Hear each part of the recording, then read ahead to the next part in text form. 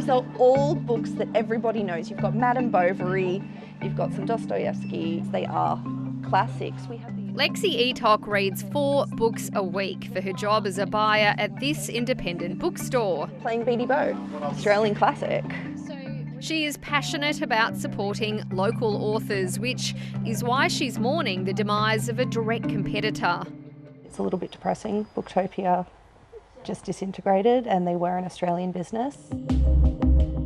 The online book retailer was a local rival to the American giant Amazon. The publicly listed company expanded rapidly, but at the end of 2023, Booktopia was hemorrhaging millions of dollars.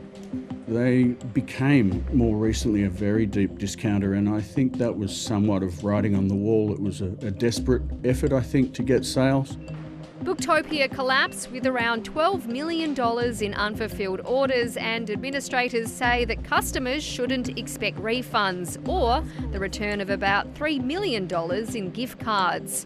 Publishers are also owed significant sums.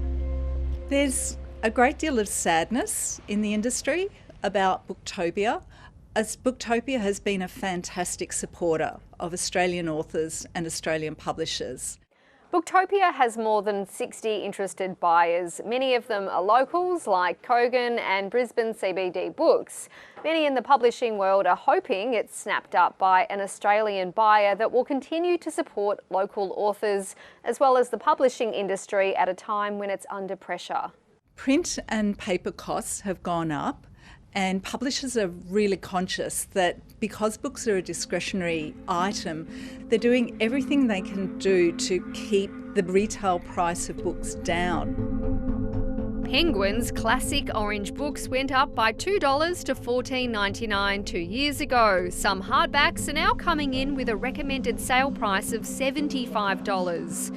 The Industry Association for Publishers declined an interview but says book prices have been flat over the last 20 years.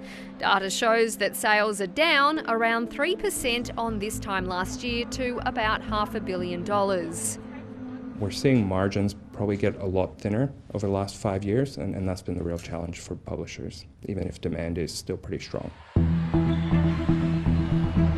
Industry insiders say that big retailers like Big W and Kmart have become increasingly important to major publishing houses. Discount department stores in Australia are able to sell books essentially at half the price that independent bookshops can. Publishers require large print runs to keep their unit costs down, and that means they're kind of addicted to the print runs that come through the department stores. People always need cookbooks, I would say. Lexi is hoping that a vibrant book industry continues. It would be in a very, very sorry state where everything would be sold through Kmart. Everything would be Bluey, which Bluey is great, but there is a thing as too much Bluey. And people have said that the novel is dying for 20 years. The novel is still here. People are still buying books. And it's hoped that this continues into the next generation.